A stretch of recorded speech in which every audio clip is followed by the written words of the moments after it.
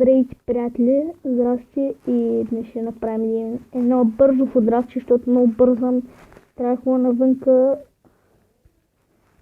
и да, 4-4-2 или не знам. Ще взема тази формация, като ще надявам на Ибрахимович и Каутиньо. Добре, вземам Лалана. Каутиньо може би не, но и Пает става, но имаме и Оскар. Вземам Пает, хора. Тук почти никой. Отясно да видим. Имаме Лахазет, Лукаку, Агуеро, Санчес. Тук вече не знам какво става. Лукаку, Агуеро, Санчес. Но искам да играя с Лукаку, но искам да играя с Санчес. За сега не съм използвал Санчес, но не съм използвал Агуеро. Добре. Добре, кой ще да става, хора, избирам Санчес. Но искам да видя как играе. Не съм го използвал просто и да. Добре, тук за сега се оформя състава само нападателя, дето... Добре, тук нямаме BPL. Избирам просто рандом, въпреки че имахме Каземиро.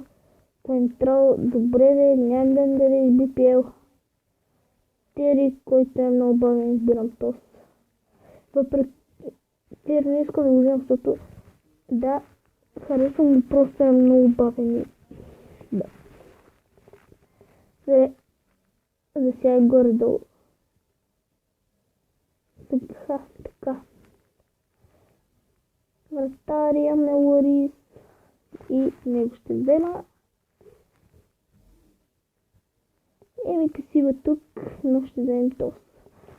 И Касия сме един от любимите вратари. Той не е любимия. Без тук някой да вземе и трябва да вземем Терито. Въпреки че не го искам. Но ще го взема. Ще го взема на място на контрола. И тук ни има BPL. Да е Модрич. О, не, хора. Тук трябва да вземам Модрич, който и да става, но имаме... О, не вземам Марес, хора. Или Яя Туре. Тъй ка стане. Взема Туре, ще го сложа пред защитата. И ще е много полезен. Ако вземам Марес, трябва да го сложа на мястото на Лалана и Лалана да стане пред защитата. Ще взема Марес. Вземем Марес. Ще го сложим тук. Лалана ще дойде тук. Така. Перфектно. Ето. Той си излиза сам. Фернандиньо, но имаме и Стърлинг, който е много бърз. И имаме тук Тотнъм, който няма да дойде.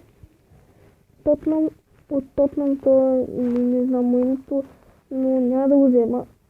И имаме също и Иско, който няма да ни трябваше от Ла Лига, Фернандиньо или Стърлинг.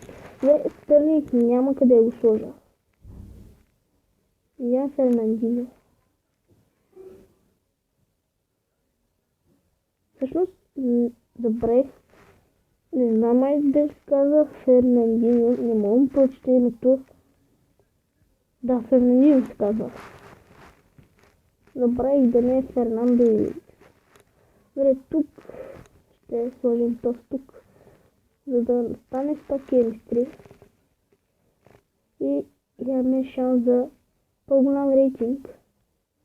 Но ако продължавате и не знам. Падна ни се Бони, който ще усвоим. Рибери, Гара и Мустафи. Не, Мустафи може ще го усвоим, май ще го усвоим на място на Тери. Че тук имаме от Тотнъм и не го ще вземем. И не знам къде ще го свара. Май няма да го ползваме. Така. Депай. Добре. Много станаха се кеши и намесвам.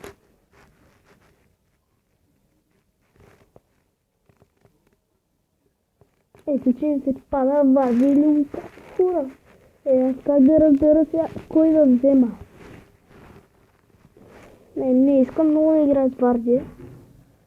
Но како и той е добър.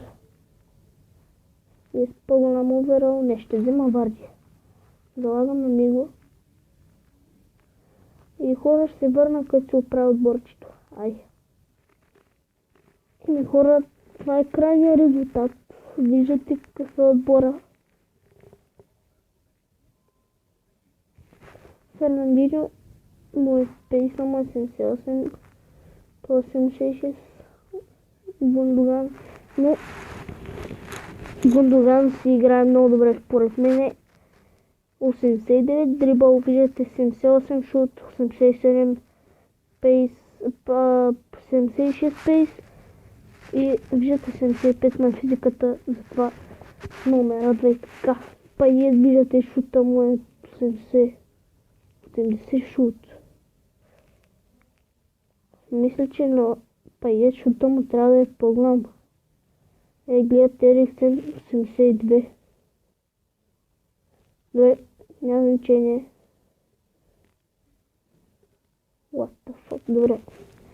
И това ще е хора. И да, нека започваме с драфта. Steam драфт, общо 185 склад билдинг и така. Добре. Play. Така. Играем срещу някакъв измислен отбор. И 1-1. Добре, не ми кажеш, че този отбор ще ме бие. Добре, 2-1. Марес, добре. 3-1, край на резултата. И да, ще играем срещу